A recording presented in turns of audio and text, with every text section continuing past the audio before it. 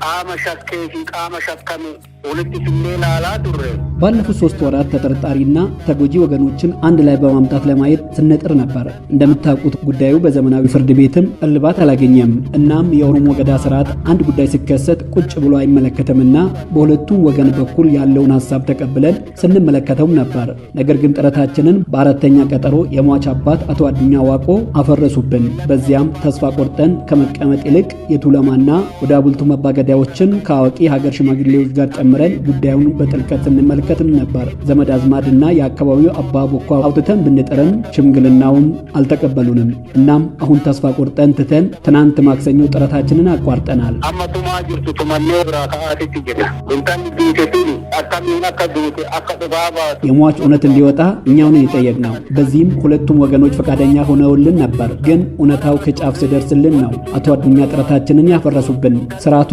ለፍትህ የሚያደርገውን ሂደት ለምን እንደተጠራጠሩም አላውቅም። እገሌ ነው የገደለው የሚለው በሂደት የሚወጣ እንጂ አሁን አይወጣም። አዴም ተንባ አመሌ አመወና ባውሙ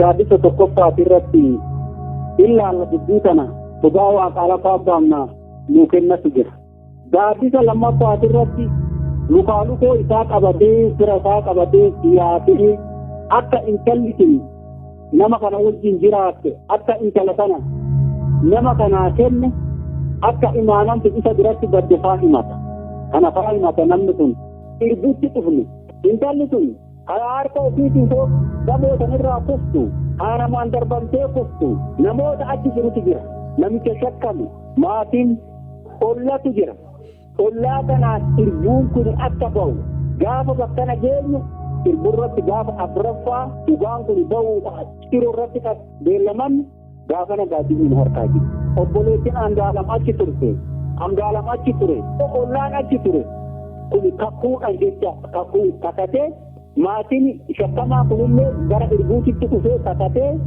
yoo irra jiraate nurra jirti yoo ta'uu baate irbuu yookaan kakkuudhaan raawwata jechuudha yoo kakkuun raawwatamu kanaa'oo warra hin kakannu dhugaan bakkana jirti jedhu tukufa tafadii isaatii dinkayyaanii dubbataa turan Andaala markatiyyaa muti ufis darbamte malee ani hin darbine hayyoon gadaa dublamaa bakka dhugaan jirtu argee jira garuu eenyu dhugaa fudhata abbaan dhugaa eenyu abbaan gumaa eenyu yoo inni beekee bakka gurraattii qabatanitti dhugaan baase gaaddibni irbuu qaba yoo dhugaa arge yoo abbaan dhugaa dhufe abbaan dhugaa dingaa malee qilleensan hin ga'u argamtee hima malee dhugaan gaaraa haa taatu qarqi sululaa haa taatu jedha Oromoon dhugaa gaaraa taate kana xiyya na fudhadha jedhee utuu abbaan hin argamin hin kennitu namuufu irbuudha kun amma gaafa dhugaa namni fudhatu abbaan dhugaa san fudhatu argamuttuu gadi baasanii garaa baqaqsanii hin dubbatan labbinuu dubbatan malee yoo harkisaa qulqulluu ta'e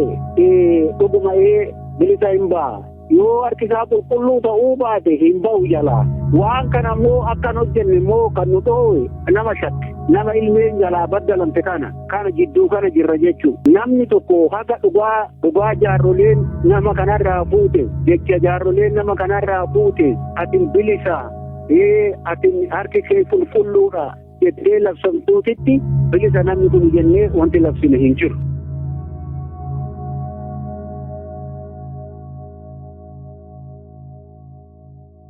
አንደኛ አባገዳዎቹ በሚመጡበት ሰዓት ሁለቴ በአካል ተገናኝተናል። የነገርናቸው ነገር አለ። አሁን እነሱ የሚሉት ደም በእጃችን አለ ግን አልገደልኩም እሞታለሁ ብለዋል አሉ። እሺ ማን ገደላት የሚለው አንደኛው ጥያቄ ሲሆን፣ ሁለተኛው ደግሞ ጉማ ከፍላለሁ የሚለው ካልገደለ ለምን ጉማ ይከፍላሉ? እኛ እንደ ቤተሰብ የልጃችንን ካሳውን አንበላም ነው። ከዛ ውጭ ግን ተሸፋፍኖ ነው የሂደቱ ያለፈው። አባገዳም እንዲያጣራለን እንፈልጋለን ብለን አቀረብ።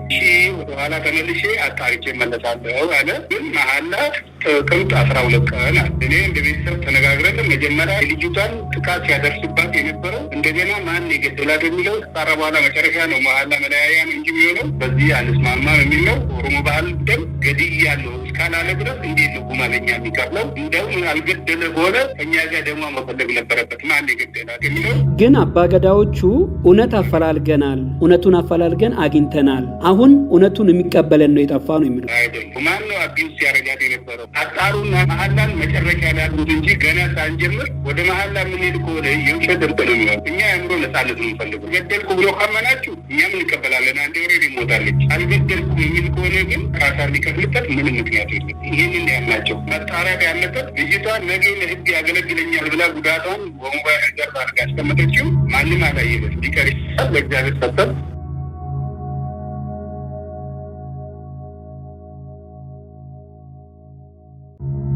Dhugaa barbaadneeti araara buufnaa kajehuun dhufanii ergasii irra deebi'aatii waan kana qulqulleessaa illeen yeroo qulqulleessinu kana hin ajjeesnee dhiigni immoo nurra jira kajehu kaasaniichu. Dhiigni nurra jiran ajjeesnee jechuun maal jechuudha?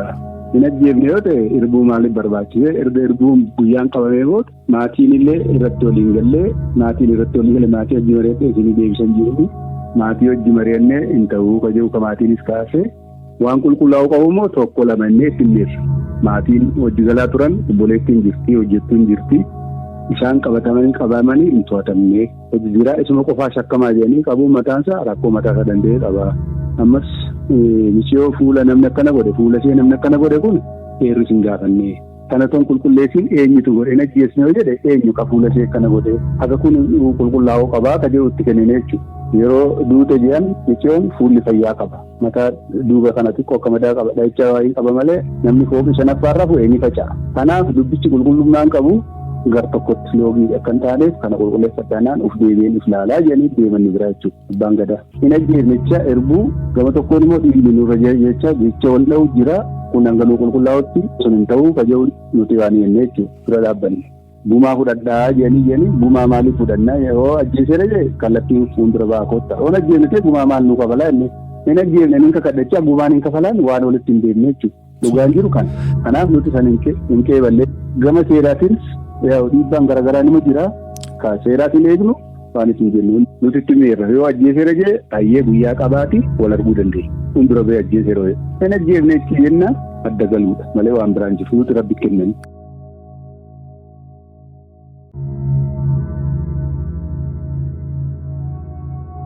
Dhimmiin har'a isin fuulduratti dhufe dhimmuma samoona kana miidiyaa irra deemaa jiru, sooshaal miidiyaa irra deemaa jiru kana isa kiliir isiniif gochuufan dhufe. Wanti jiru maali? Dhimmuma gumaa wal qabatee jirudha. Wanti jiru maali? Ani gumaa baasus hin qabu. Harki koos kanarraa qulqulluudha. Uummanni Oromoo akkanaa beeku kan barbaadu jechuudha. Anis gadduma hamaa keessan jira.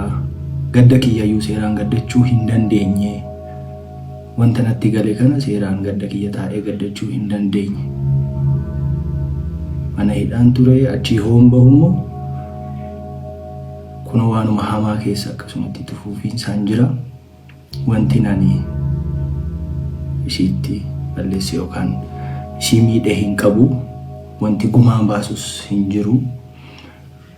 Garuu jaarsoliin abbootiin gadaa Oromoo dhugaa jirtu akka ilaaltee naafuutu, dhugaa jirtu akka ilaaltee nu mirkaneessitu maatii wajjin hariiroon kiyyatti fufuu qaba waan ta'eef abbootii gadaa Oromoo ergeen jira. Jaarsolii biyyaa ergeen jira.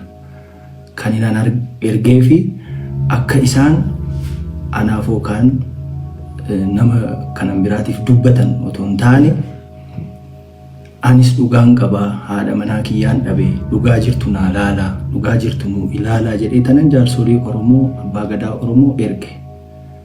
So jaarsi waan ilaale dhugaa jirtu fuudha malee kan fedhii nama dhuunfaa hin haasa'u jechuudha. Fedhii nama dhuunfaa yookaan immoo waan ani barbaadu naan haasa'u jaarsi. Dhugaa jirtu ilaalee fuudha. Dhugaa jirtu sana immoo akka jaarsi ilaalee nu murteessu jaarsoliin waaqaa gaditti dhugaa baasuu irratti aangoos qabu.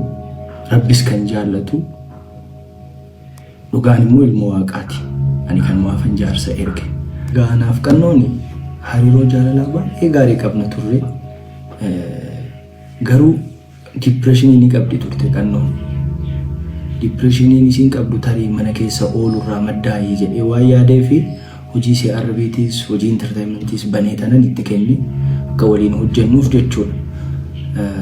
Ergasii ni dhaabbata jedhee yaadeen ture. Garuu itti fufiinsaan irra deddeebii yaalii of ajjechaa hagootu kan itti fufiinsaan erga waan sana godhee itti kennee booddeellee itti fuuftee jechuudha. Erga itti fuuftee booddee wanti kun humna kootii olii jedhee waan yaadee fi akka rakkinni tokko mudateen abbaatti bilbilsiisee jechuudha.